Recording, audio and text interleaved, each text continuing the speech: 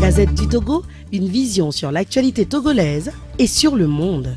Venu au 2-12 de ce dimanche, la semaine s'achève, elle s'achève en même temps que le mois d'avril. Ce mois d'avril est célèbre au Togo par son 27. Cette année, le 27 était un jeudi et plusieurs traditions ont été respectées. Plusieurs inaugurations, plusieurs offices religieux, plusieurs discours et messages, plusieurs défilés et plusieurs concerts ont eu lieu. L'acte de naissance du Togo a désormais 57 ans. Depuis jeudi et avant ce jour, plusieurs interrogations ont refait jour. Qu'est-ce que l'indépendance a apporté au Togo et aux Togolais? Le Togo a-t-il réellement 57 ans? Les pères de notre indépendance seraient-ils fiers du combat de leurs successeurs? Et puis les Togolais ont-ils réellement et massivement fait la fête? Les observateurs peuvent au moins retirer de la kyrielle d'activité au programme de cet anniversaire le défilé militaire et civil et le discours du chef de l'État. Jeudi 13h à la télévision nationale, Faure Gnassingbé a pris la parole. 10 minutes plus tard, il avait fini. Les Togolais ont-ils été satisfaits de la prestation de leur président de la République? Qu'est-ce que les Togolais ont-ils retenu du message à la nation de leur chef d'État? Le 27 avril, c'est aussi la tradition de la division. 2017 s'est inscrit dans la lignée de cette division. Jeudi 27 avril, Cap 2015 et ses militants ont célébré l'indépendance à leur niveau. Jeudi 27 avril, l'UFC a aussi exécuté son propre programme.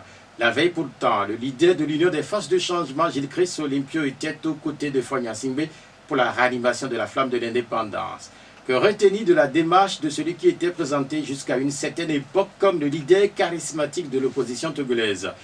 Depuis 2010, le patron du DETIA fait route ensemble avec le fils de son ancien challenger.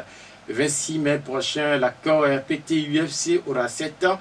L'apaisement politique serait-il la grande et unique retombée de cette signature? Quid de l'alternance politique?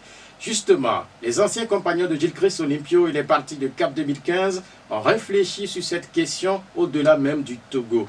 La problématique de l'alternance politique en Afrique, c'est le thème des assises. Elles sont les deuxièmes à se tenir à Lomé après celle de l'année dernière. La réflexion peut-elle amener les dirigeants africains à intégrer véritablement dans leur démarche politique la dévolution du pouvoir par les unes et par les unes seules? La réflexion peut-elle contraindre les dirigeants africains à se définir une vie après le pouvoir? Notre invité du jour est Isaac Thiapé de l'Union des forces de changement.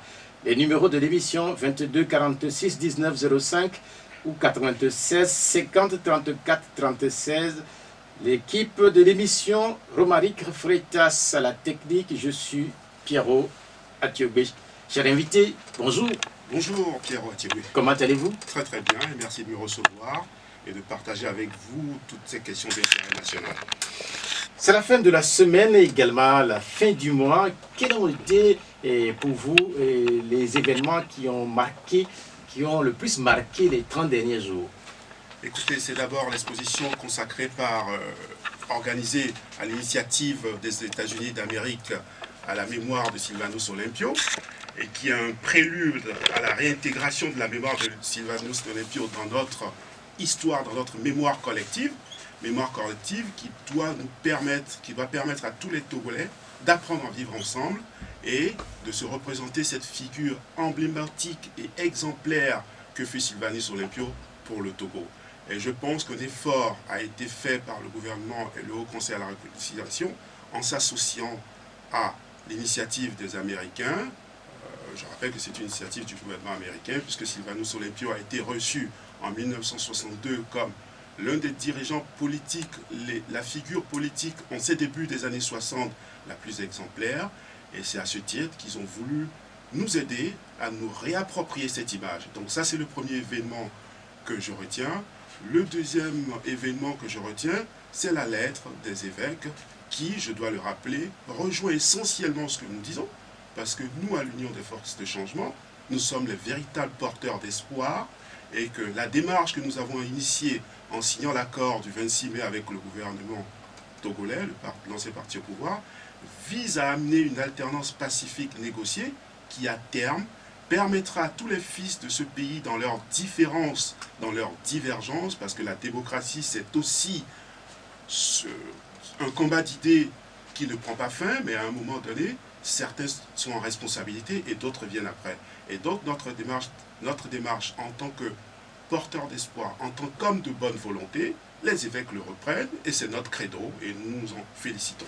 Quand vous parlez des évêques, cela m'amène à rappeler que ce mois d'avril a vu également la célébration de la fête de Pâques, ou la résurrection de Jésus-Christ. Les Togolais avaient abondamment prié pour le Togo autour de Pâques. Est-ce que c'est important, toutes ces prières qui sont faites ces dernières années pour le Togo? Il s'agit, vous savez, il s'agit que les cœurs endurcis, entendent davantage raison. Il s'agit pour des hommes politiques, des gens qui sont en responsabilité et les évêques sont dans leur rôle. Il s'agit d'amener les gens qui, à première vue, ont des positions irréductibles, des gens qui se regardent, je ne dirais pas en chien de faïence, qui ne regardent pas dans l'adversaire politique la figure humaine.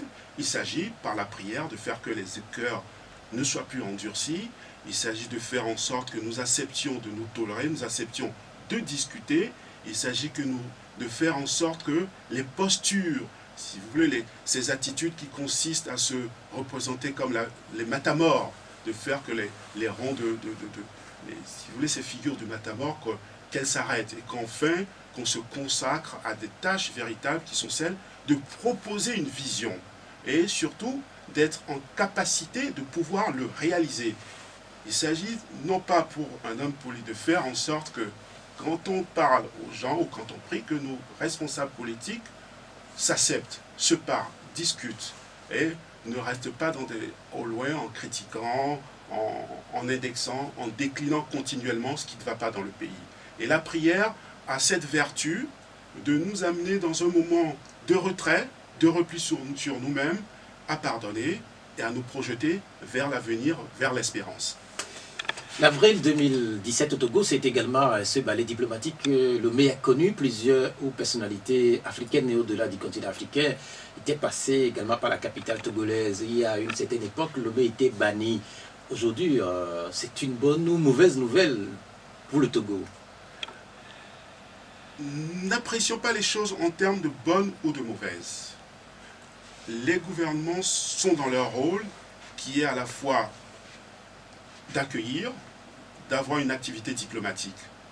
Ce qu'il est important, c'est que les gens, ou plutôt les missions, les réunions qui ont lieu dans le pays, permettent que des investisseurs reviennent, permettent que Lomé redevienne une plaque tournante pour favoriser surtout l'économie et favoriser une prospérité qui puisse être partagée par tous les fils de ce pays. Il ne s'agit pas de faire une récupération politique, mais il faut que tout cela s'inscrive dans un agenda qui, lui, doit viser à permettre, à favoriser une prospérité pour tous les Togolais. Et c'est ce qui est important. On est en politique non pas pour avoir, ou plutôt on a la prétention de vouloir faire de la politique quand on se sent en mesure de pouvoir proposer quelque chose à ses concitoyens, de les servir et surtout de proposer des solutions concrètes. Et une activité diplomatique, elle doit essentiellement viser à ça. C'est qu'une bonne image se présente, mais pas une image en termes de poudre aux yeux, mais une image qui permette à des investisseurs de se sentir en sécurité et de venir dans le pays investir pour que l'activité crée des emplois pour nos concitoyens. Justement, dans cette milieu politique togolais, on estime quand même que Lomé tente à plaire beaucoup plus à l'extérieur qu'à l'intérieur même de son territoire national. Non, je pense que sur le territoire national, ce qui reste à faire, ne voyons pas le verre à moitié vide. Ce qui reste à faire, c'est que les gens s'asseyent véritablement et que nous nous acceptions. Je pense que, heureusement que nous l'avions compris à l'Union des forces de changement, c'est pour ça que nous sommes aussi au gouvernement en ayant cette position de vigilance, en essayant de rappeler à ceux avec lesquels nous gouvernons la nécessité pour qu'à terme, une alternance véritable se fasse, et ils en sont d'ailleurs convaincus. Nos partenaires sont d'ailleurs convaincus que l'alternance doit se faire. Le problème est comment y parvenir. Et je crois que tout l'effort qui est fait, c'est quand même une démarche pour permettre à un moment que les gens soient rassurés, une démarche qui vise à terme à permettre une alternance véritable dans ce pays.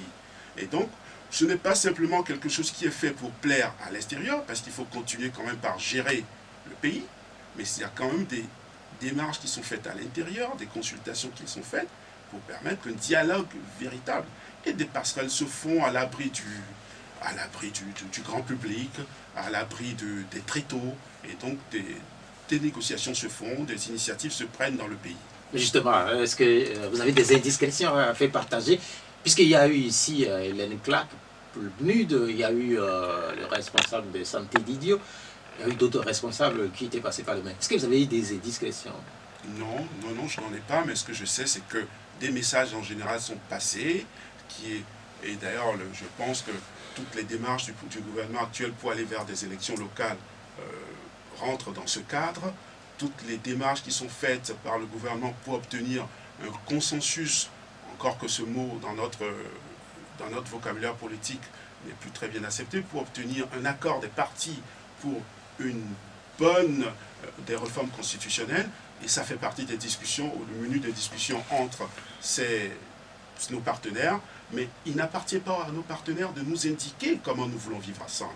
Il appartient à nous, Togolais, de trouver les moyens, de trouver dans notre propre esprit, de trouver dans notre culture comment nous acceptons de vivre ensemble, sans nous exclure, en nous tolérant, en nous acceptant dans nos différences. J'insiste beaucoup dessus parce que je crois que notre histoire politique a été mouvementée, heurtée. Il est important que nous comprenions d'où nous venons et que le Togo d'il y a 7 ans n'est pas un Togo où on avait peur, où c'était quand même une dictature. Il est important pour les Togolais de comprendre que parfois les victoires posthumes des dictatures, celles qu'on a connues, les victoires posthumes des dictatures, c'est quand nous continuons par nous combattre nous-mêmes. Et là, il est important que ceux qui ont envie, qui sont en prétention un jour de vouloir exercer des responsabilités, qui sont en capacité de proposer quelque chose à leurs adversaires qui peut à la fois rassurer et qui permettent qu'on leur fasse confiance. Je rappelle que vous, connu abondamment autour des années 80, autour des années 2010, si ma mémoire est bonne. Exact. Oui, et puis après, vous avez disparu. On ne sait pas pourquoi. Et si c'est que vous aviez dormi, ou bien vous avez fermé les yeux, si vous les ouvrez à Lomé, est-ce que vous sentez quand même que politiquement ou socialement, Lomé est en train de changer ou que le pays est en train d'évoluer? Je vous retournerai la question avant d'y répondre. Et vous, quel regard? Je n'ai pas disparu, j'observe, je suis très attentif, et souvent, les responsabilités ne s'exercent pas toujours sur l'estrade ou sur les tréteaux. Il y a un travail patient d'être à l'écoute, d'observer, qui est fait. Alors, avant de répondre à votre question, permettez de vous renvoyer la question. Que pensez-vous, en tant qu'acteur médiatique, de l'évolution de la vie? Je répondrai à votre question. Mais vous, est-ce que vous pensez que les choses vont changer un tant soit peu?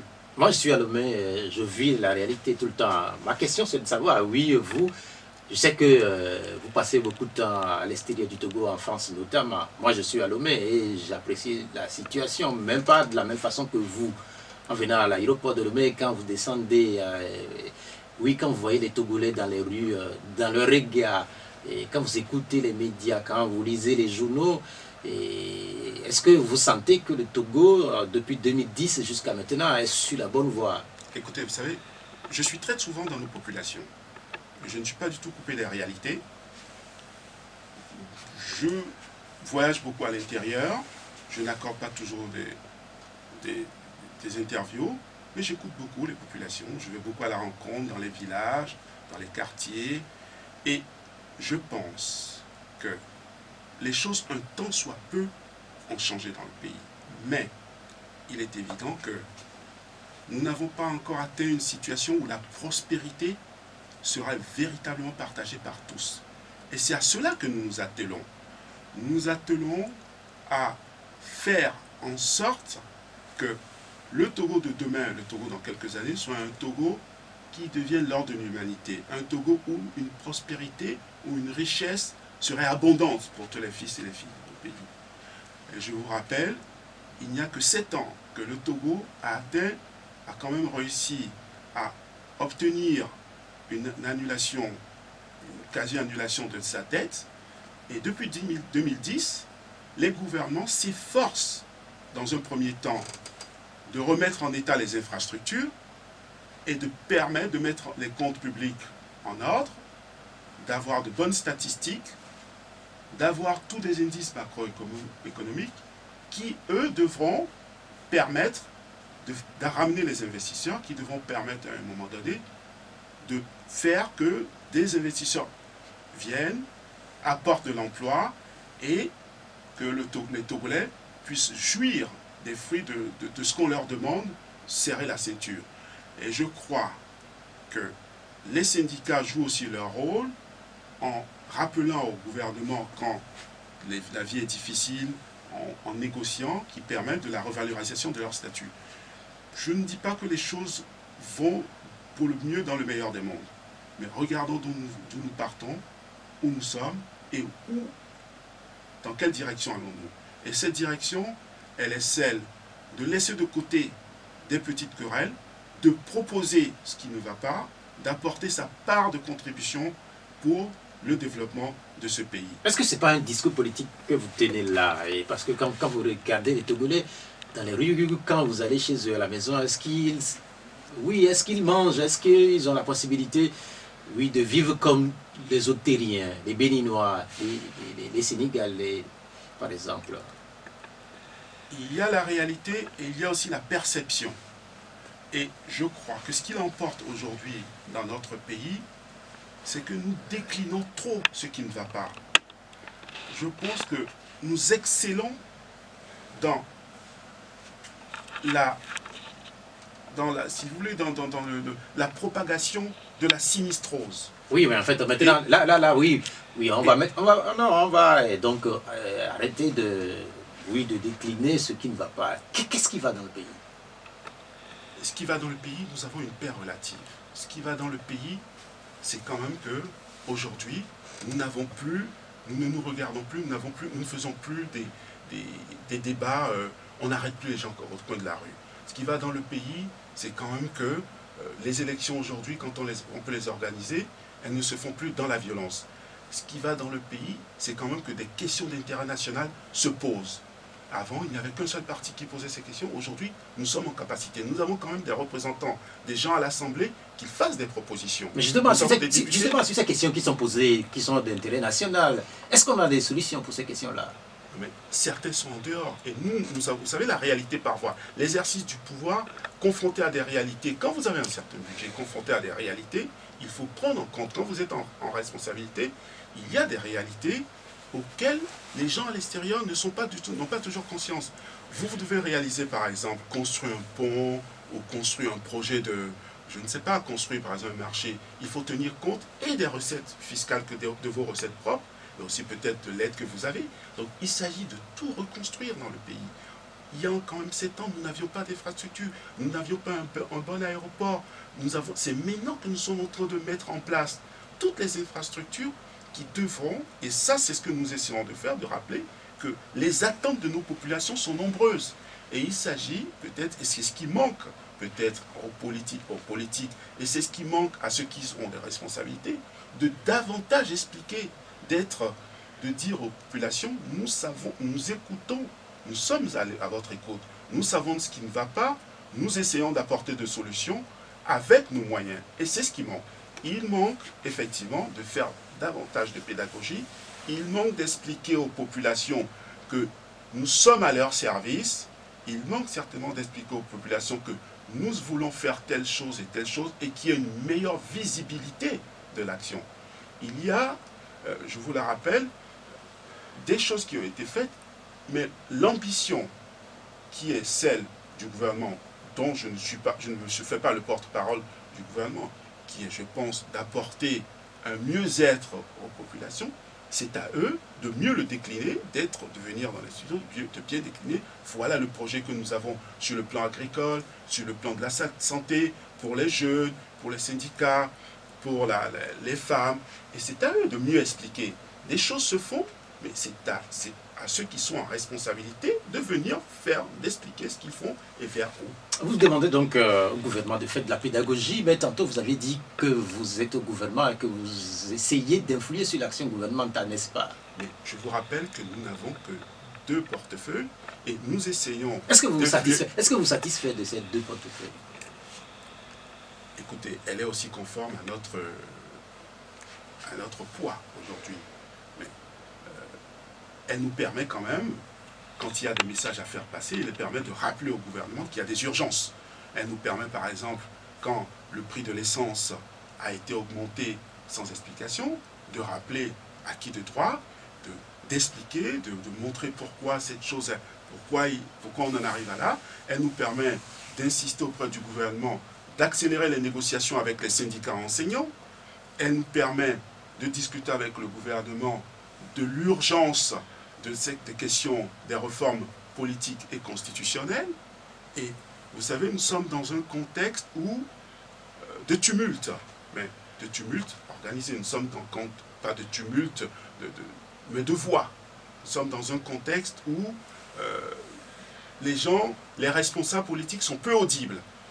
Et là, c'est vous aussi à nous aider, à nous davantage poser des questions qui nous permettent de mieux préciser, de mieux expliciter nos pensées. C'est ce que nous faisons là. Et je vous l'accorde. Vous avez dit tantôt que vos deux portefeuilles équivalent globalement à votre poids politique. Aujourd'hui, est-ce que c'est un poids négligeable? Est-ce que c'est un poids faible ou très faible? Non, ce que je veux dire par là, c'est que nous n'avons pas l'effectivité du pouvoir. Mais nous avons une position qui nous permet de faire passer des messages. Nous avons une position qui nous permet d'être un peu comme des chiens de garde qui rappellent à nos partenaires, voilà où nous devons aller. Une alternance qui permette à tous de vivre ensemble. Voilà où nous devons aller. Un pays qui soit un pays de prospérité où les richesses sont équitablement partagées. Cette position, elle est quand même importante. Cette position d'influence silencieuse. Et je vous rappelle que ce qui est beau est difficile à obtenir. Si c'était si facile à obtenir, tous y parviendraient. Et nous, notre position difficile, elle nous permet de rappeler constamment, nous sommes un peu comme la conscience de ce gouvernement, si je puis m'exprimer ainsi. Bien, sincèrement. Mais la conscience, mais je dis la conscience positive, parce que l'objet, c'est qu'on arrive à une alternance, j'insiste dessus, où les gens s'acceptent à inscrire une culture véritablement démocratique dans le pays, où le débat d'idées se fait sans cristallisation, sans se concentrer sur des petites querelles. La comparaison, quand vous parlez de chaîne de garde, est-ce qu'elle n'est pas trop grande? Parce que vous n'êtes que deux portefeuilles dans un grand gouvernement. N'insistez pas, écoutez, n'insistez pas sur le nombre. Parfois, c'est la légitimité, l'autorité qu'on a, les états de service qui permettent. Et les états de service de l'Union des forces de changement, les états de service de son président national, son charisme, qui lui a un charisme à la fois historique et qui résulte d'états de service personnels, professionnels, lui permettent d'influer. C'est le seul aujourd'hui sur l'échiquier politique togolais qui a cette autorité et cette capacité, je dis bien, ce crédit personnel de pouvoir influer sur l'action politique et de pouvoir rappeler à ceux qui sont en responsabilité effective, qui ont l'effectivité du pouvoir, de pouvoir leur rappeler une obligation de résultat. Justement, quand vous parlez de résultats, quand vous parlez d'influer sur l'action politique au plan national, il y a quand même cette crispation qui date de 10 ans, l'accord politique global et les réformes constitutionnelles et institutionnelles. Si Gilles Christ Olympio est aussi écouté comme vous le dites, pourquoi autant de crispation, autant de difficultés à mettre en œuvre totalement les termes de cet accord? Vous m'offrez l'occasion d'expliciter un point, quelque chose. Je dois rappeler que ceux qui se font plus les zélateurs, les plus grands zélateurs, défenseurs de l'accord politique global qu'on obtienne, n'étaient pas signataires. C'est l'Union des forces de changement qui était signataire, et c'est le poids personnel de Gilles Christ Olympio qui a permis la signature de cet accord. Au sein du comité de suivi de l'accord RPT-UFC, le comité de suivi qui résultait de cet accord, nous sommes parvenus à un consensus, notamment sur la durée et la limitation du mandat présidentiel. l'intention était quand même d'obtenir un large accord des partis. On sait ce qu'il en est advenu. Je dois rappeler que au sein du CPDC rénové, on est parvenu à ce même accord sur la durée et la limitation du mandat présidentiel renouvelable une fois. En outre, même sur la question du mode de scrutin, le Rassemblement du peuple togolais n'était pas hostile à un mode de scrutin à 2 tours. Au sein du CPDC rénové, les conclusions qui ont été obtenues rejoignaient celles que nous avions eues au sein du comité de suivi. En septembre 2013, si je ne m'abuse, enfin quelques mois avant les législatives, un accord a été obtenu avec toutes les parties à la primature et qui lui rappelait les conclusions obtenues, les résultats obtenus au sein du CPDC rénové. À l'Assemblée nationale, quand ces accords ont été versés, parce qu'on n'a que 2 modes pour obtenir ces modifications, elles se font au Parlement ou elles se font par référendum. Ces propositions ont été rejetées à l'Assemblée nationale.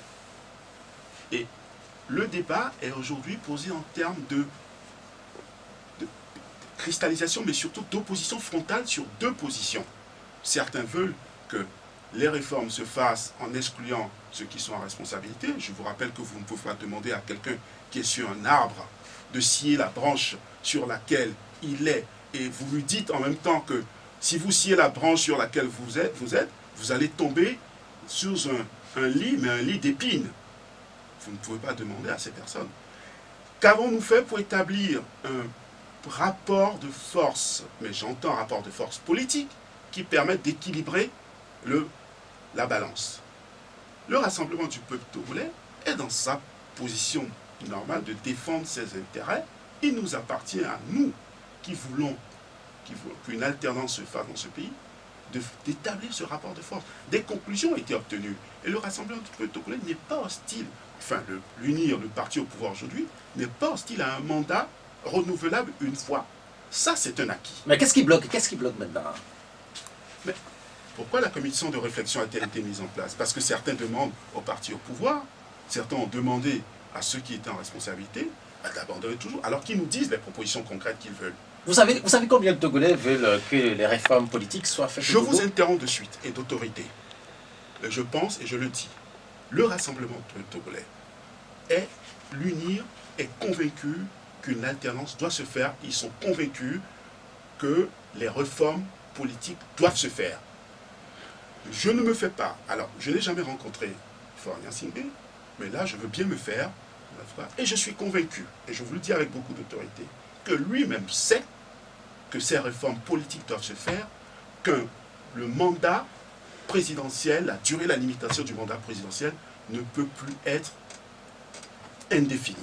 Et lui-même sait, dans son fort intérieur, que, excusez le jeu de mots, que le mandat politique ne peut être renouvelable qu'une fois, mais c'est le commodo, c'est le comment faire. C'est le comment faire. Oui, mais en fait, quand on vous écoute, on est un peu surpris par votre développement, puisqu'on sait que cet accord a été signé depuis 2006 et que Faure est au pouvoir, et ça fait un certain nombre d'années maintenant. Il y a des cristallisations, il y a des postures. Rappelez-vous, entre-temps, il y a aussi d'autres événements politiques qui se sont faits. Nous n'étions pas après l'accord politique global. Il y a eu des gouvernements qui ont été en responsabilité. Certains disent que ce gouvernement qui était en responsabilité n'a pas été en capacité de réaliser toutes ces réformes. Nous avons été à l'Assemblée nationale pendant presque 2007. Nous n'avons pas nous-mêmes, nous avons notre responsabilité sur du parti de n'avoir pas fait de propositions de loi. Il y a eu une scission au sein du parti. Il y a eu cet accord de gouvernement que nous avons signé au sein de l'UFC. Nous nous efforçons de créer, et c'est cela, nous nous efforçons de décristalliser, de dépassionner un débat politique. Nous nous efforçons, et vous savez, les hommes de bonne volonté, leur œuvre est difficile. C'est une tâche ardue, elle prend du temps. Nous voulons enfanter de quelque chose, mais d'enfanter de quelque chose de bien. Je vous sens très optimiste quant à ce qui concerne les réformes politiques, mais il se dit de plus en plus que le pouvoir est en train de penser à organiser un référendum, que le pouvoir est en train de penser à passer le mandat présidentiel de 5 à 7 ans et que probablement le chef de l'État actuel va devoir à partir de 2020 concourir pour éventuellement avoir 2 mandats de 7, de 14, de 7 ans fois 2, ce qui fait 14 ans. Est-ce que vous pensez que ceux qui disent ça sont carrément dans le faux? Vous illustrez, votre propos illustre bien notre manière à la fois de faire de la politique dans ce pays, qui est essentiellement tourne autour de procès d'intention, de jugement a priori, d'anecdotes. Attendons de voir ce qui nous est proposé. Attendons de voir ce que cette commission propose. Qu'à cela ne tienne, toute personne tend à persévérer dans sa situation. C'est à nous de créer le rapport de force qui permettrait, je dis rapport de force politique, rapport de force intelligent, pas le rapport de force de bravage. Si Faure Gnassingbé ou le parti au pouvoir veulent rester ad vitam aeternam, écoutez, c'est normal. Vous, en situation, voudriez-vous perdre une situation qui vous est favorable? Mais quand vous dites que c'est normal, quand vous dites que c'est normal... Non, non, pas normal, excusez-moi. Ouais, naturel, naturel. Je fais la distinction entre ce qui est naturel et normal. C'est naturel parce que c'est une tendance, c'est quelque chose, une propension que l'homme a à persévérer dans ce qui lui est favorable. Mais c'est à nous, avec nos discussions, nos compromis, toutes les forces politiques, de faire comprendre, d'insister que voilà comment les choses doivent se faire.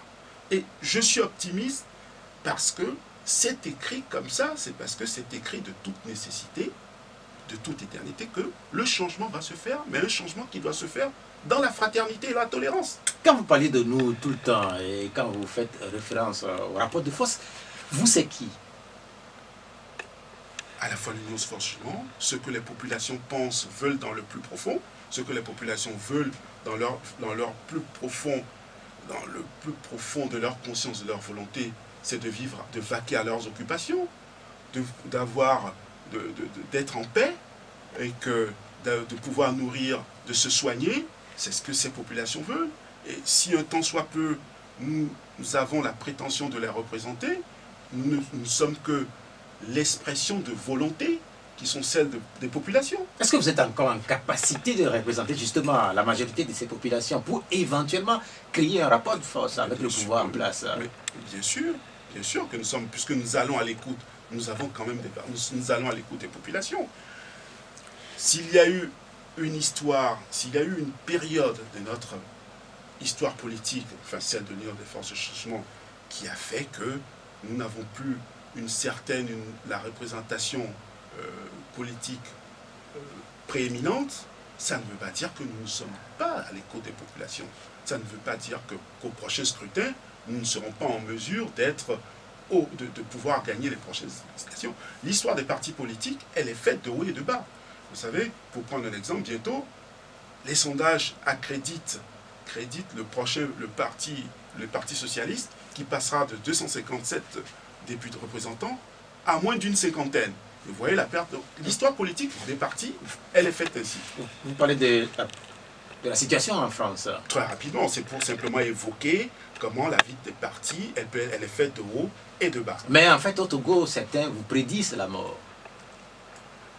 Nous sommes le seul parti politique au Togo, à part peut-être le Rassemblement du Petit Togo, qui a une légitimité historique, qui a une mémoire et qui inscrit, qui part de quelque part. Et c'est plutôt rare. Nous sommes le seul parti politique qui avons un projet, une vision pour ce pays. Notre histoire s'inscrit dans la lutte des pères de l'indépendance. Construire une nation dans la tolérance, dans la fraternité, pierre à pierre, du nord au sud. C'est sur ce modèle que nous avons construit l'Union des forces de changement. Et si aujourd'hui, la conjoncture fait que nous ne sommes pas en responsabilité, nous ne sommes pas morts. Et je vous mets au défi que le sillon tracé par J.P. Olympio, arriver à une alternance pacifique négociée, c'est nous qui en sommes les porteurs. C'est nous qui sommes les porteurs d'espoir de ce pays. Et nous le réaliserons coûte que coûte. Et nous avons un projet pour les personnes âgées, nous avons un projet pour la jeunesse, nous avons un projet pour les femmes, nous savons comment être en capacité de renouveler complètement le système sanitaire de santé de notre pays. Nous savons comment faire pour rénover le système, tout le système de l'éducation de notre pays. Nous savons comment faire pour la part de la population à qui doit aller notre solidarité, la part de la population la plus âgée. Nous savons comment demain financer cela. Nous ne sommes plus dans la posture de faire le diagnostic du pays. Le diagnostic du pays il a été abondamment fait. Nous l'avons déjà fait. Ce pourquoi aujourd'hui nous luttons, c'est d'arriver aux responsabilités et de pouvoir mettre en œuvre concrètement notre projet social, économique et politique. Notre projet politique qui est, lui, de construire une nation dans l'unité, dans la différence, et arriver à ce qu'une culture démocratique, avec des médias qui ne sont pas enflammés, et des hommes politiques qui s'asseyent pour discuter, pour négocier, et notre projet économique qui, lui, vise à construire une prospérité, un pôle de développement dans le nord, un pôle dans le plateau, un pôle de développement de services dans le sud, et nous savons comment financer tout, qui lui sera, qui est tout aussi ficelé et qui nous permettra les activités, le tourisme. Nous avons un projet et notre vision, c'est celle d'un Togo lors de l'humanité. Je ne sais pas si c'est une impression à mon niveau, mais je vous sens peut-être trop optimiste. Je vous demande seulement de prendre date. Si on comparait l'Union des forces de changement à un ordinateur, est-ce que quelque part, tous les diagnostics que vous aviez fait stocker éventuellement sur le disque dur, est-ce que justement ce disque dur n'est pas parti? Non, pas du tout. Vous savez, il y a une catalyse qui doit se faire pour que tout aille bien dans le pays. Et cette catalyse, et c'est pour ça que le message des pasteurs je ne dirais pas qu'il m'a inspiré, et je vous ferai une confidence tout à l'heure. Cette catalyse, elle est simplement que nous ouvrons mieux les yeux, que nous soyons plus à l'écoute. Si nous faisons un retour en nous-mêmes, tous les filles et les fils de ce pays, si nous faisons un retour en nous-mêmes, et si nous sommes moins endurcis, vous verrez que les choses comme par miracle vont se faire dans ce pays. Cette catalyse, elle est simplement au niveau d'une meilleure tolérance. Cette tolérance qui permettra à toutes les compétences, à toutes les intelligences d'apporter leur contribution. Cette catalyse qui va se faire, c'est celle qui nous permettra de faire ressortir des Togolais ce qu'il y a de meilleur en eux. Or, ce qu'on sent aujourd'hui dans notre pays, c'est simplement ce qui ne va pas. C'est le malheur. Nous avons trop d'oiseaux de mauvais augure.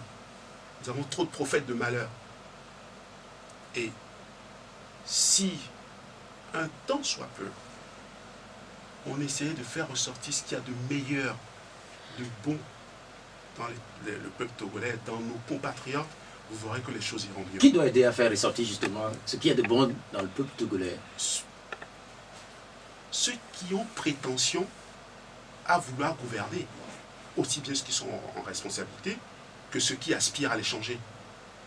Et vous aussi, vous devez y participer. Vous avez votre contribution. Vous aviez dit tantôt que vous alliez nous faire une confidence. C'est quoi la confidence?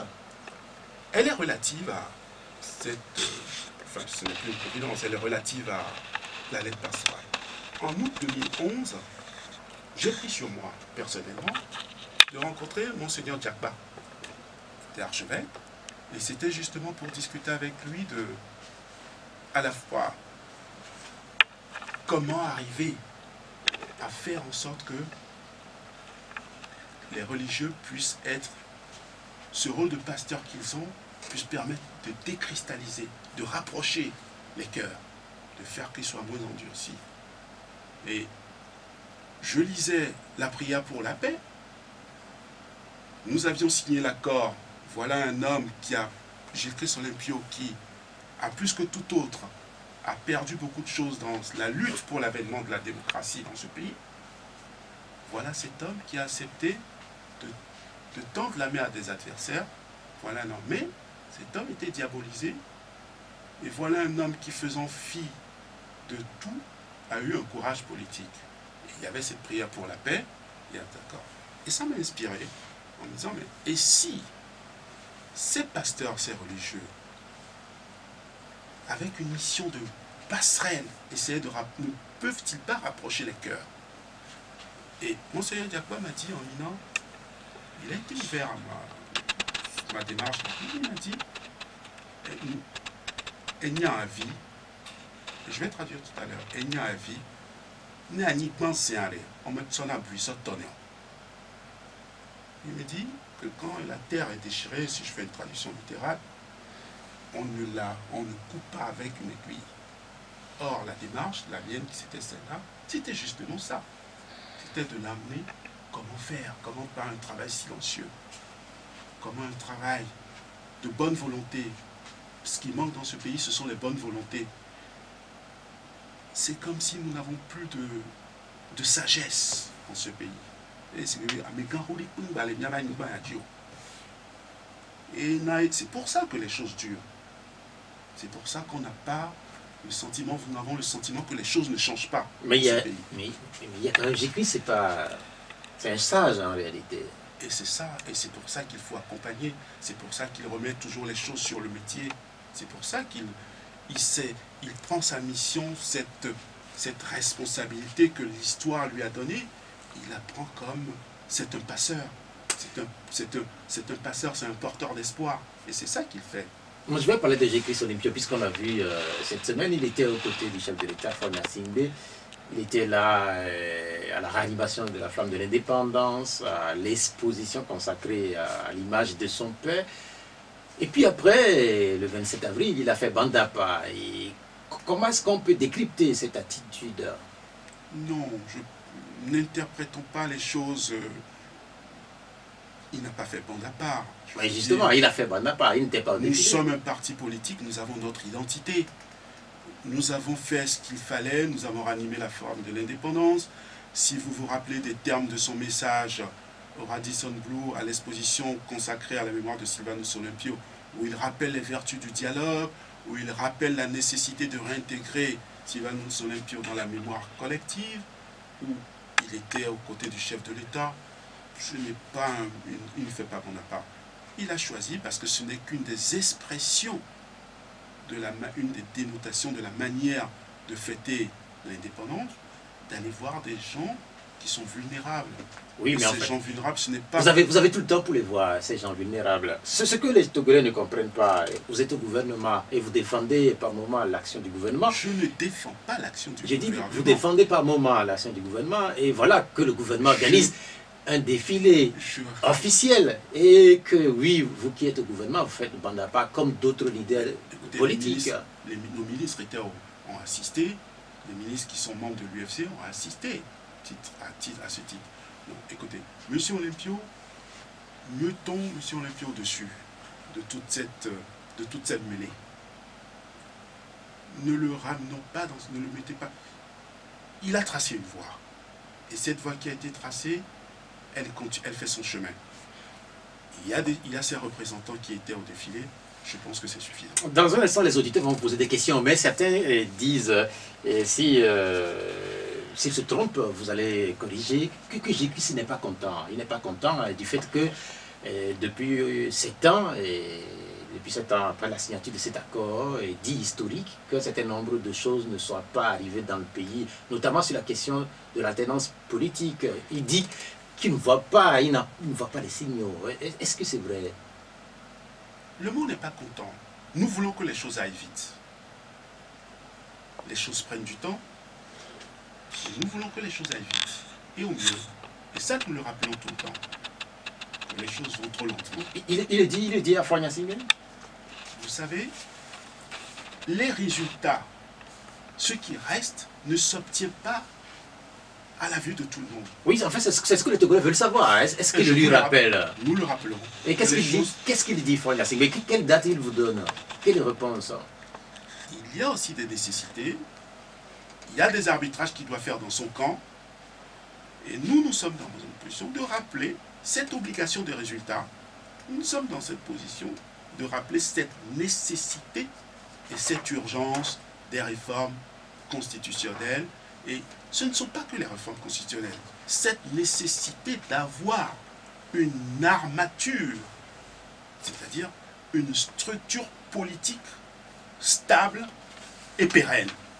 Bien, merci. Nous allons permettre aux auditeurs de vous poser maintenant des questions. Et c'est sur deux numéros, 22 46 1905, 22 46 1905 ou 96 50 34 37, 96 50 34 37. Le premier auditeur est en ligne. Allô? Oui, allô, bonjour, on vous appelle comment? Oui, Maglo, vous êtes en direct, votre question?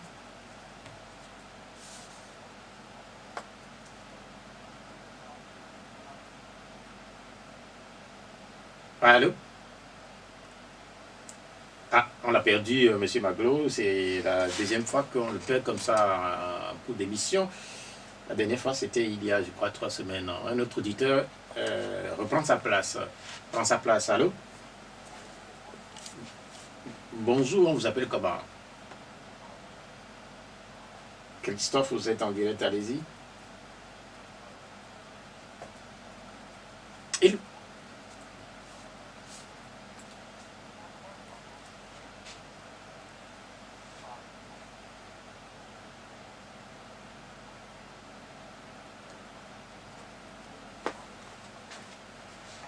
Vous avez fait plus de tort aux populations en signant l'accord avec le parti au pouvoir.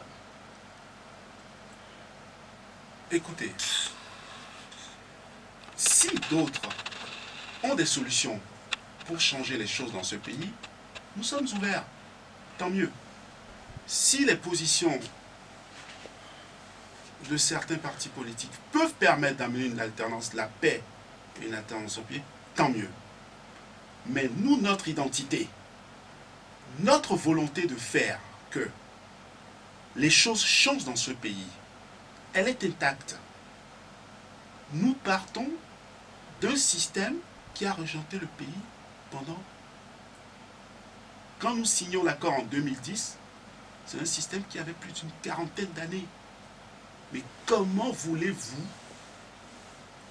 faire pour arriver à construire à réaliser une alternance si vous restez en position continuelle de critique, d'insulte, en position continuelle de bravage, de rodomontade? Comment voulez-vous rassurer ceux qui ont exercé le pouvoir, qui ont une autorité depuis 40 ans? Moi, je ne demande qu'à voir. Nous essayons, nous, de les approcher, de leur rappeler l'urgence et la nécessité que les choses changent dans ce pays.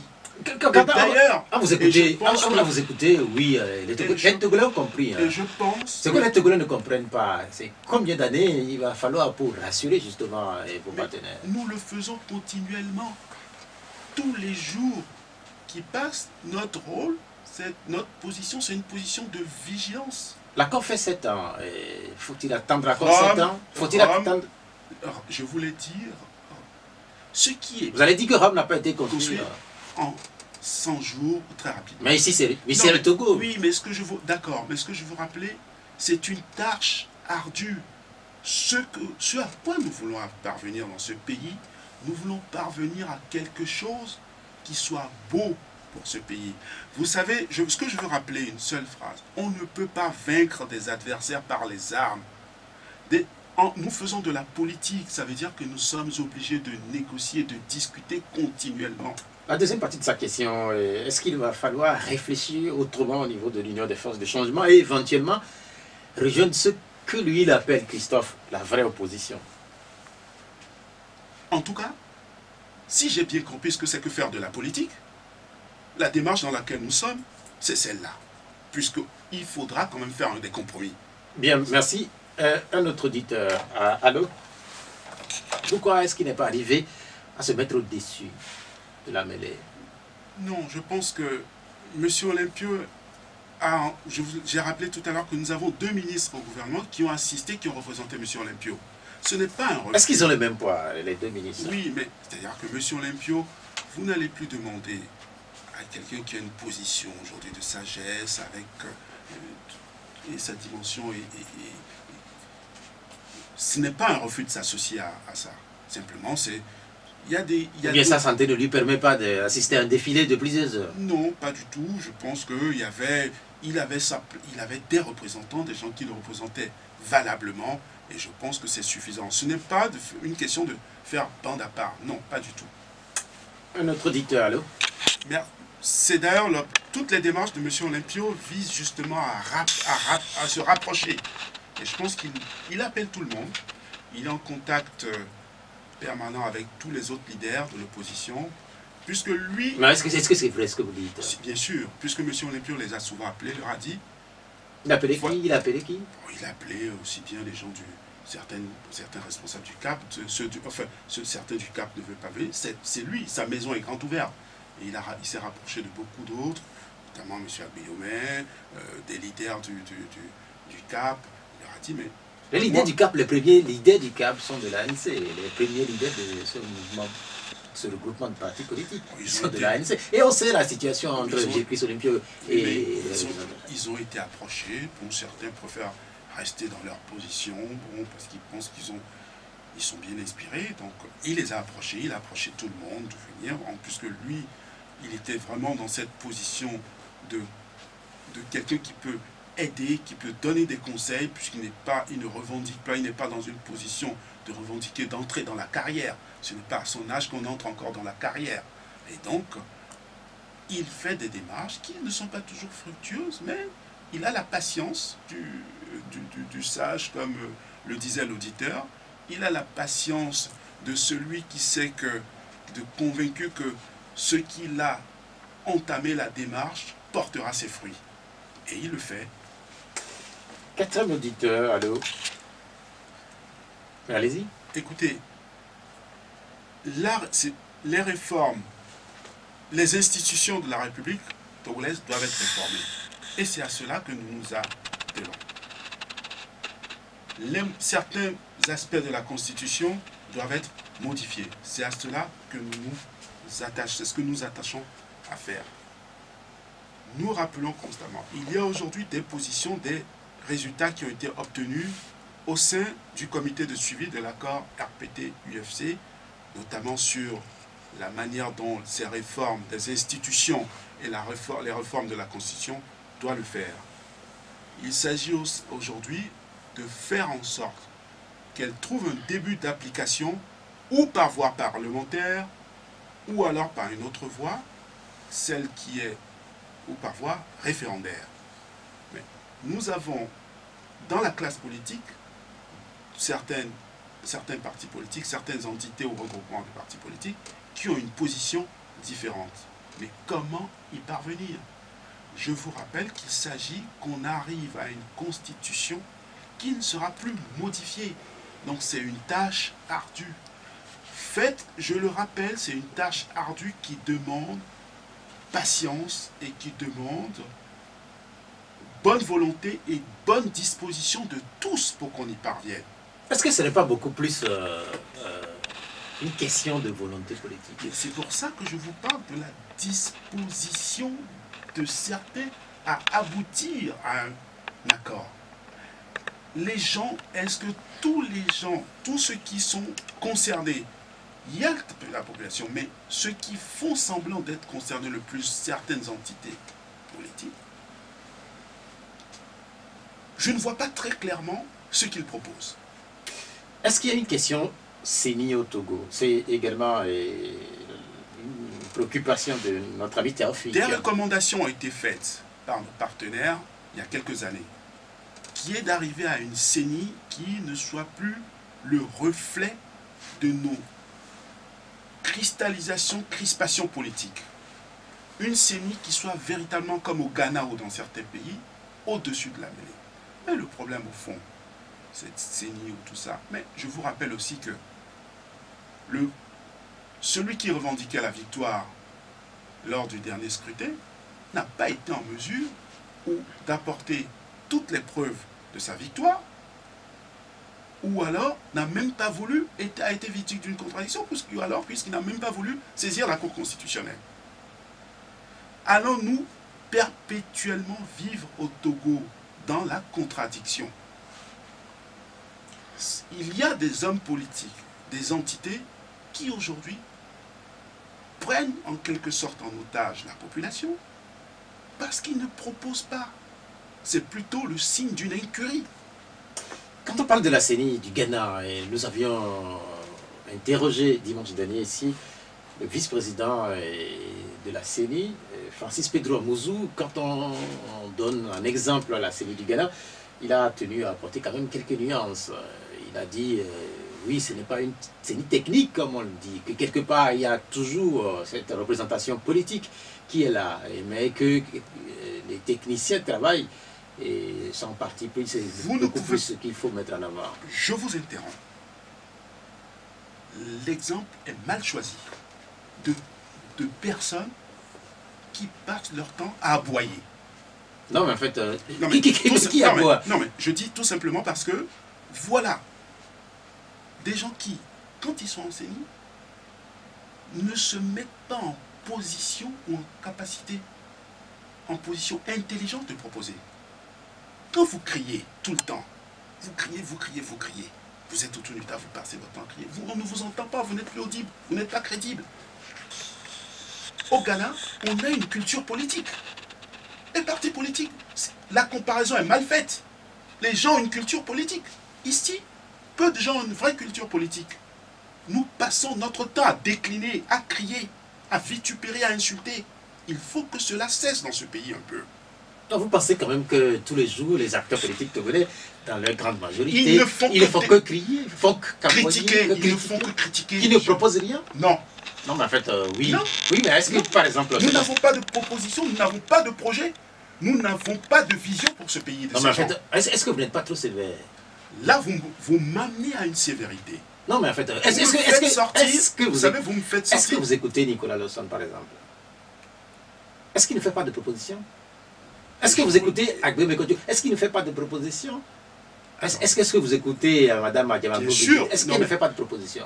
Bien sûr que je me garde je me garde. Moi, je donne des noms. Non, mais bien sûr que je me garde de généraliser. Et d'ailleurs, c'est par défaut souvent que nous généralisons, nous comparons. Mais ce que je vous rappelle, parce que vous avez donné un exemple qui m'a irrité, je le reconnais, qui m'a agacé, on évoque le Ghana, mais au Ghana, on a une culture politique. Non, mais en fait, dans cette émission-là, l'exemple que je donne dans cette émission, c'est moi qui ai évoqué le Ghana. C'est moi qui ai fait la comparaison avec le Ghana. Oui, on a vu certains spectacles. Nous savons, vous savez, la colère, elle existe. Vous pensez que, écoutez, voilà des gens qui, aujourd'hui, sont le plus critiques. Mais qu'ont-ils plus perdu dans cette lutte pour l'avènement de la démocratie dans ce pays? Voilà des gens qui vont travailler pour que les choses changent. Eux ont des états de service. Est-ce que quelqu'un aurait-il perdu plus que d'autres? Certains, parce que certains y ont été victimes dans leur intégrité physique. Qui par exemple? Monsieur Olympio. Oui, mais quand vous parlez de Monsieur Olympio, oui, je vous le concède, mais il y a d'autres Togolais qui sont morts. Carrément, eux, ils sont morts. Et justement, ça nous oblige à faire en sorte, ça nous oblige à davantage d'intelligence, à faire en sorte que les choses aillent mieux. Est-ce que cet exemple que vous venez de donner... Ça nous oblige... Comme vous parlez tantôt de Pedro, cet exemple que vous venez de donner, malheureusement, est-ce qu'il n'a pas été aussi mal choisi? Puisque quand vous évoquez des Togolais qui auraient plus perdu que d'autres, et vous donnez l'exemple de Gilles-Christ Olympio. Non, mais parce que nous parlons de responsables politiques. Nous parlons de gens qui, eux, font prétention de faire que les choses aillent mieux. Il y a des gens qui font prétention de vouloir gouverner, de vouloir servir. On va aller écouter les auditeurs puisqu'ils sont prioritaires à cet instant de l'émission. Pour la question, la première partie de la question à propos de l'apologie, vous vous reconnaissez dans sa question? Non, pas du tout, puisque justement, nous refusons de personnaliser le débat. Des exemples m'ont obligé, m'ont amené à évoquer la personne de Gilles Keson-Lempio. Or, s'engager en politique, justement, c'est de ne pas être au devant, c'est parce qu'on a une vision. Et cette vision, il crée un parti politique. Et ce parti politique a une idéologie, a une ligne politique. Ce n'est pas une personnalisation du pouvoir. J'évoque simplement, parce que si j'ai évoqué le cas de Gilles Keson-Lempio, c'est pour évoquer à certains moments un poids personnel. La conquête du pouvoir, souvent, c'est aussi la combinaison de deux choses. Un charisme personnel, un leadership personnel, et aussi une structure politique organisée, structurée et forte. Ou alors vous avez reçu une mission, vous vous sentez porteur d'une mission, vous la faites partager, et ça, c'est pour ça que j'évoque. Mais je suis assez avisé pour ne pas tomber dans le culte de la personnalité, et d'ailleurs, M. Olympio, avec la culture qu'il a, sait très bien que puisqu'il a eu à combattre le culte de la personnalité, nous ne versons pas dans le culte de la personnalité. Nous le combattons, au contraire, nous combattons ça. Ce sont des questions incidentes qui m'ont amené à l'écouter. Alors, j'en viens enfin à cet accord, mais au moins, nous avons eu le mérite de croire en quelque chose, de faire des propositions, de demander que cet accord serve comme mode de transition vers en évoquant la notion de partage, vers une véritable alternance, vers un régime qui est lui où les Togolais puissent véritablement choisir ceux qui pensent peuvent les représenter. Au moins, nous avons été en capacité d'approcher, de connaître les réalités du pouvoir, de pouvoir peser un tant soit peu sur le pouvoir. Et ça, au moins, nous avons ce mérite-là. Alors, pour vos préoccupations, on commence par la première question. Vous permettez que je réponde que je choisisse l'ordre des réponses? Alors, quand il évoque la question des réformes, ce que veut dire M. Olympio, c'est que même si nous faisons les réformes, ayons plutôt vu les conditions d'organisation d'un scrutin transparent qui permettent l'expression véritable de l'opinion du peuple. C'est ce qu'il veut dire. C'est dire, permettez que je finisse, c'est dire que les réformes constituent, ça va de soi, les réformes, elles ne garantissent pas la victoire, ipso facto. Ne faisons pas de ça comme si c'est la panacée en fait pour la victoire. Ce qu'il veut dire, c'est de voir, c'est de remettre ça dans un ensemble, à la fois organisation du scrutin, propositions propositions qu'on fait à nos concitoyens, et voilà un peu ce qu'il veut dire. Mais sur mais répondons très globalement, la critique, je vais répondre en minant, moi et tout, pas tel on la met. Il y a des gens qui vont être d'accord avec ce que nous pensons, d'autres ne le sont pas. Bon, c'est aussi la démocratie. Nous proposons des compartiments un peu entrer, mais ce que je veux rappeler aussi, c'est que ces éléments, ces points d'accord que nous avons, nous les avons versés au débat à l'Assemblée nationale. Ils n'ont pas été acceptés. On n'a pas trouvé la majorité requise pour voter cela. Alors, mais ce que dit notre interlocuteur, c'est important. Il y a une logique dans ce qu'il dit. Oui, c'est voilà deux partenaires qui trouvent, qui se sont mis d'accord dans le comité de suivi. Ça a été versé. Mais ces deux partenaires ont des députés à l'Assemblée nationale et des députés tous mais le quorum, si vous voulez, la majorité qualifiée pour faire ces réformes, les 4/5 n'était pas. Non, mais en fait, vous savez à quoi fait référence notre ami. Il y a eu ce projet de loi du gouvernement qui avait été refusé. Oui, mais en fait, l'opposition avait voté pour et le pouvoir, les députés du pouvoir ont voté contre. Il y a eu des propositions. C'est là où il y a du débat. C'est pour ça que c'est pour ça qu'il faut faire des compromis, des discussions. Vous revenez à ce que je dis au départ. Il faut faire des compromis. À cette époque, quand le projet, je pense que oui, c'est un projet qui avait été déposé par l'entité ANC, il a été rejeté tout simplement. Non, notre ami fait allusion au projet de loi du gouvernement qui avait été envoyé à l'Assemblée nationale. Mais il a été envoyé à l'Assemblée nationale, mais nous n'avons pas, puisqu'il s'agit de modifications constitutionnelles, nous n'avions pas la majorité qualifiée. Le RPT UNIR et l'UFC n'avaient pas la majorité qualifiée. Non, la curiosité, peut-être que vous vous trompez dans votre analyse. La curiosité, c'est que, oui, ce projet de loi qui avait été porté par le pouvoir, vous participez à ce pouvoir, oui. Et les députés ont voté contre. Et c'est les députés du pouvoir, de l'opposition qui, eux, avaient voté pour. Évoluons dans le débat, puisque ça fait partie aujourd'hui de notre histoire politique. Nous allons retourner au téléphone. Allô? C'était comment? Et vous l'avez trouvé? Son discours, comment vous l'avez trouvé? Je n'ai pas... Écoutez, il a évoqué la réconciliation nationale, nous y sommes attachés. C'est un peu... Il a évoqué la situation, il a invité les Togolais à avancer à dialoguer. C'est ce que nous rappelons constamment à nos partenaires.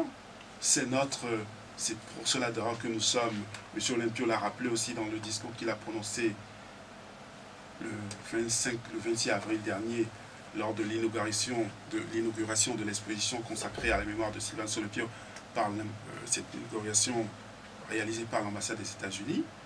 Je pense qu'il est dans son rôle et que ce sont des déclarations qui sont faites. L'important, c'est de voir comment ces choses se réalisent, ce travail de patience, et c'est ce qui est le plus important.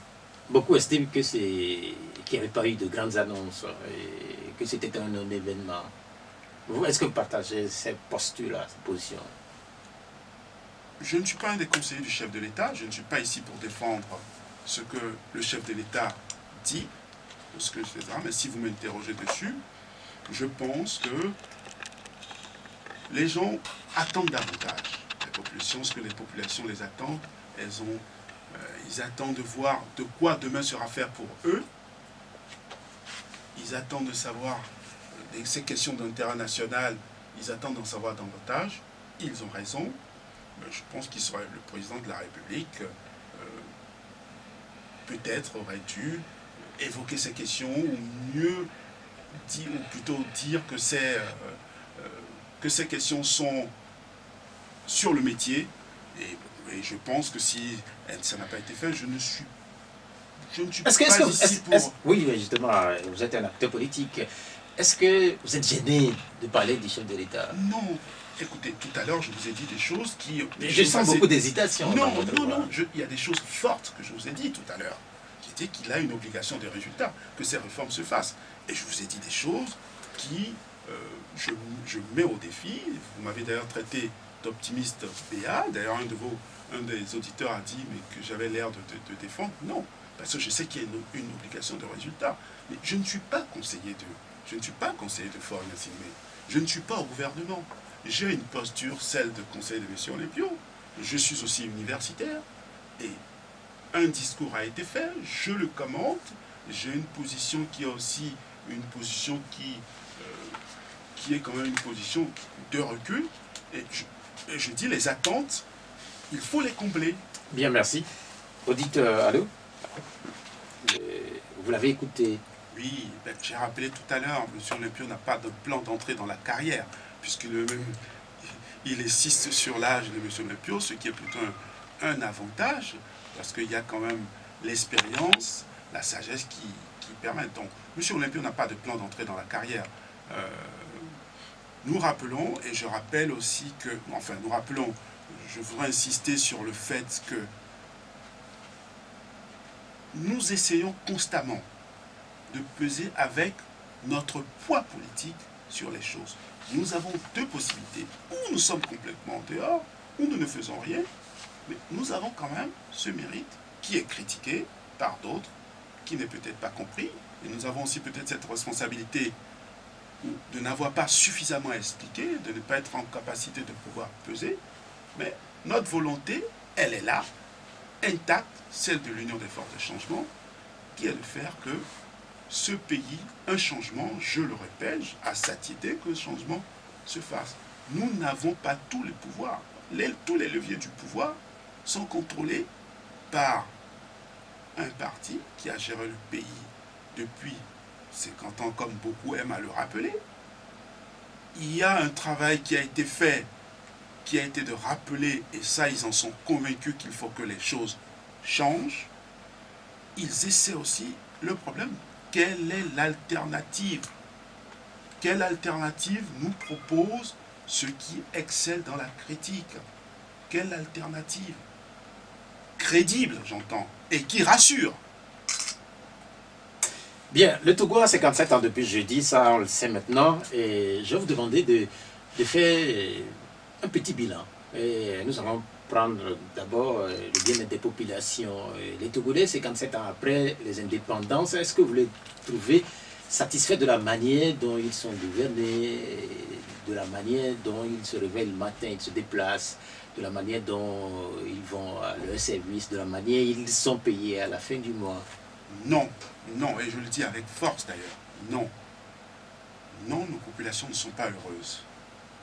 Les attentes sont énormes. Les haines existent. Elles existent dans les familles. Nos cœurs sont endurcis. Nous ne savons plus nous écouter. Nous ne savons plus nous regarder avec bienveillance, avec tolérance. Nous ne faisons ou nous excellons à ne mettre en relief que ce qui n'est pas bon. Or, les Togolais sont des gens qui sont laborieux, travailleurs et patients. Nous avons oublié les enseignements de nos pères. Nous avons oublié qu'il faut réaliser quelque chose en commun. Ceux qui ont prétention de vouloir gouverner ou de vouloir remplacer, ne faut pas ressortir ce qu'il y a de bon dans les gens. Ne faut pas ressortir la part la meilleure pour essayer de faire que nos gens, les populations, soient plus heureuses. Vous l'aviez dit cela. Et c'est pour ça que j'insiste, parce que je suis frappé par la dramatisation. Et je sais que c'est vrai, je ne le néglige pas. Mais c'est pour ça que je parle de Katali. Vous ne pouvez pas imaginer la force intérieure qui m'anime quand j'évoque cette dramatisation, comment nous devons faire en sorte que nous nous acceptions, que nous ne regardions plus dans le rétroviseur. Qu'est-ce que vous mettez dans la dramatisation? Dans la dramatisation, vous voulez parler de l'exagération des Togolais? Non, pas l'exagération de ceux qui parlent, de ceux qui sont nous, ceux qui se posent comme les représentants. Cette expression de la détresse, il faut la dire, mais c'est la manière de la dire qui pose problème. Nous la disons, mais essayons de changer nos adversaires. Est-ce qu'ils ne sont pas réalistes, ce qu'ils disent, et de la manière dont ils le disent? Mais je le suis aussi. Je le suis aussi réaliste. Nous le sommes réalistes. Nous faisons les diagnostics. Ce diagnostic, il a été posé. Vous savez, les adversaires ne sont pas vaincus par les armes. On vainc les adversaires par l'amour et la générosité. Le risque, c'est que nous nous transformions aussi face à une adversité qui a duré, c'est que nous nous changions, que nous soyons nous-mêmes changés, que nous devenions inhumains. C'est ça le risque? Et que nous passions notre temps à nous plaindre et que nous passions notre temps à avoir tellement mal que nos cœurs soient serrés. En deux mots, quand on parle de bilan pour le Togo 57 ans après, oui, quand on met ensemble économie, sociale, culture, sport et tout, quel est votre sentiment, brièvement? Quand on compare le Togo au Sénégal, à la Côte d'Ivoire, au Bénin, au Burkina Faso, au Ghana et j'en passe. La tâche est immense. Parfois, ça me fait penser un peu à ce que Sisyphe faisait. Monter une pierre en haut de la montagne et cette pierre qui roule encore vers le bas. Voilà ce à quoi ça me fait penser parfois. Donc vous avez le sentiment que le Togo serait particulier? Non, je ne dis pas cela, mais quand j'évoque Sisyphe, j'évoque une tâche qui est où nous ne capitalisons pas. Une tâche où prométhéenne, où il faut monter une pierre, il faut hisser le Togo. Mais c'est ce que les observateurs ne comprennent pas. Le Togo était indépendant. Pour ça, le Togo était indépendant avec le Sénégal, avec la Guinée, avec le Bénin, le Burkina, la Côte d'Ivoire, à la même période. Donc, nous avons connu un drame dans ce pays. Ce drame, à partir de 1963, est la perte du premier président qui avait une véritable vision, un projet pour ce pays. Nous avons connu un drame, c'est notre histoire. Ne revenons plus dessus. Des gens, nos adversaires des partis politiques aujourd'hui ont accepté de travailler ensemble. Des partis politiques ont accepté, savent qu'il faut qu'on aille, que nous pensons nos blessures et qu'on aille vers l'avant. Mais si ça ne va pas, il y a aussi la responsabilité de la classe politique entière. Il y a une responsabilité de la classe, c'est pour ça que tout à l'heure je vous ai parlé de population prise en otage. L'année prochaine, le Togo aura 58 ans et puis après on va viser les 60 ans. Est-ce que le pays va continuer par célébrer son indépendance dans la division, avec toutes les critiques qu'on a entendues, avec toutes les faiblesses, les crispations qu'il y a? Comment faire pour améliorer justement les années qui viennent? Apprendre à s'accepter, apprendre à nous tolérer, à s'asseoir autour d'une table et discuter de l'avenir. D'abord, la question, c'est cette cristallisation au cours de la politique. Et si cette catalyse, c'est pour ça que je parle de catalyse, si elle se fait, si nous apprenons à nous asseoir pour discuter de comment arriver à construire une structure politique, une structure de gestion de l'État, et que nous reconnaissions que les différences font partie de la démocratie. Et si nous acceptons de nous asseoir à la table de négociation et nous mettons en place une architecture institutionnelle et constitutionnelle, et si les élections sont organisées, cette catalyse pourra permettre de faire ressortir le meilleur des Togolais et d'arriver à cette terre où la prospérité sera profitable pour tout le monde. Nous allons en quelques mots parler d'élections, puisque vous faites allusion aux élections. Vous, personnellement, vous seriez candidat à quelle élection? Les municipales ou les législatives prochaines? Je ne suis pas candidat à d'élection. J'ai un rôle que j'assume très bien, d'apporter d'une certaine manière mes avis, mes conseils, et cela me suffit pour l'instant. Oui, un acteur politique aspire à devenir leader, à occuper un poste de responsabilité. Je n'ai pas cette ambition-là. Vous n'êtes pas intéressé? Je n'ai pas cette ambition. Mais cela m'amène à poser une question, peut-être une des dernières. Oui, quand on regarde un peu ce qui se passe au Togo, spécialement à l'Union des forces de changement, vous n'avez pas eu de candidat aux dernières élections présidentielles. Est-ce que c'est fini pour l'UFC en ce qui concerne la présidentielle? Non, je vous l'ai dit tout à l'heure, je vous ai demandé de prendre date, que c'est notre parti qui réalisera l'alternance dans ce pays, et c'est notre parti qui a reçu une mission de transformer cette terre en terre de prospérité. Vous n'êtes pas un saint, sinon je l'ai dit, Saint Isaac. Il y a aussi des certitudes qui animent, par-delà les aléas, des certitudes qui nous animent, des certitudes qui nous guident et qui nous orientent. J'espère que votre prophétie, si c'est une prophétie, sera réalisée. C'est sur cette note-là que nous allons mettre un thème à l'émission d'aujourd'hui. Alors, vous voulez ajouter? D'espoir, de tolérance, de bienveillance. Et ça, c'est très important. Et je pense qu'il est important qu'on le rappelle continuellement, d'apprendre à s'accepter, de se tolérer, d'avoir de la bienveillance les uns à l'égard des autres. Bien, merci. Isaac Tiakwe, je rappelle que vous êtes le conseiller du président de l'Union des forces de changement de Christ Olympio. Vous êtes de l'UFC. Cette émission, elle s'achève. Romaric Freitas, c'était resté à la technique. Je suis Pierrot Atiobé. À dimanche prochain. Au revoir. La Gazette du Togo, une vision sur l'actualité togolaise et sur le monde. Rejoignez-nous sur le www.lagazettedutogo.com. ou sur nos comptes Facebook, Twitter et YouTube. Pour tout contact, écrivez à contact@lagazettedutogo.com ou appelez le 92 80 88 53. La Gazette du Togo, c'est l'information en continu.